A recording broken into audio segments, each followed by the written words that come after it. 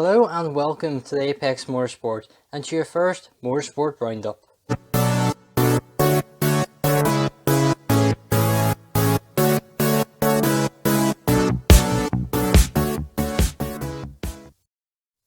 We will start off with the motorcycle road racing scene, with Davey Todd and Sam Tipper claiming a race victory in the virtual Isle of Man TT after the real event was called off like most other motorsport events due to the ongoing global pandemic crisis.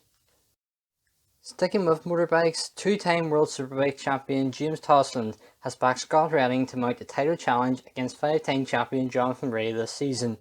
He said, "I think Scott Redding has got a definite chance of pushing Jonathan for the championship this year, but there's still a couple of tracks Scott hasn't done much time on, but are we going to those? If we don't go to those, the Scott and Jonathan battle could be amazing." Moving over to the British Superbike Championship, and Eurosport have announced a new 7-year deal to broadcast the championship along with all of its feeder series. The new calendar for the championship was also released, and you can read more about that over on our Instagram page, which is linked in the description below. MotoGP have also unveiled a new calendar which will see 7 rounds taking place in Spain at 4 different circuits, with races in the Czech Republic, Austria, San Marino and France making up the rest of the calendar. It is also reported that Valentino Rossi will stay in the sport next season, with Uccio Salucci stating that he expects Rossi to agree a deal with Yamaha to join the satellite Petronas SRT team. Moving over to Indycar, and the drivers of Team Penske and Chip Ganassi Racing have said that they had no visibility problems with the new aero screen. Indycar of course made his return last Saturday for the Genesis 300, and if you haven't watched my race recap of that event, the link is on screen now and also in the description below. In Formula E, Audi driver Lucas Di Grassi has claimed that Daniel Abt deserves a second chance with the team. Abt was sacked by the German team after he got a professional esports driver to take his place in the virtual Race at Home series that Formula E have been run in place of the real events. Ryan covered the story for us when it broke, and if you haven't caught up with the story, you can check out his video that is on screen now or in the description below. Di Grassi said in a lengthy statement, "I'm going to miss Daniel on the team, and I think he has the talent and the capacity to be in the Formula 1 grid and still have good results. We were in different career stages when we first met and started driving in Formula E.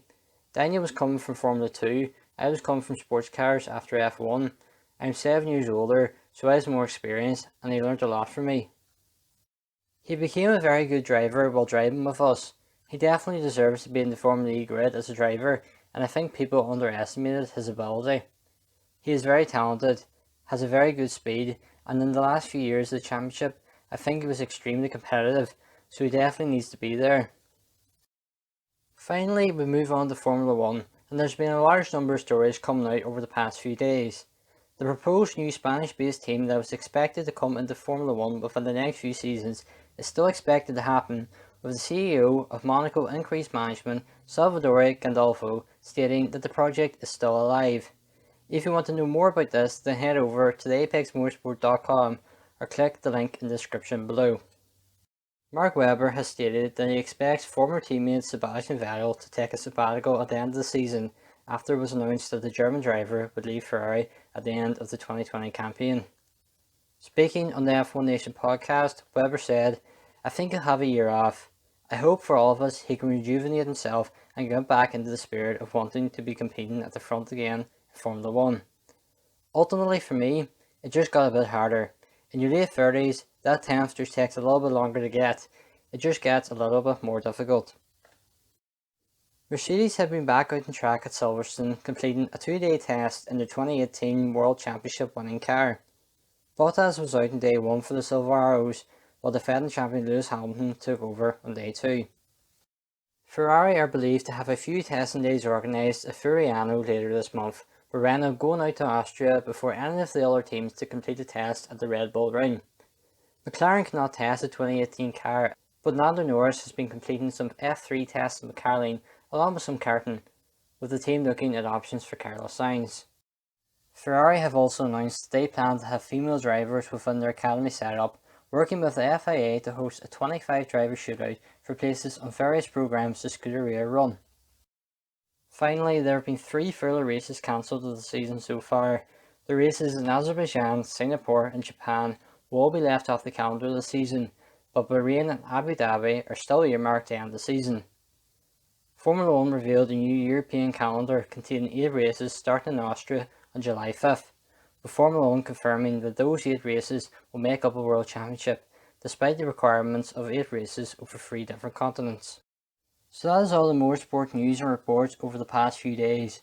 We will have much more content coming out here on the Apex Motorsport YouTube channel and of course our website, theapexmotorsport.com, over the coming days. Make sure you follow us on all of our social media accounts so you don't miss out on any news, rumours and opinions from the world of motorsport. If you did enjoy today's video, then why not hit that like button below, along with the subscribe button and the notification bell. We've also released episode 2 of our podcast looking at our 2021 Formula 1 driver lineup predictions.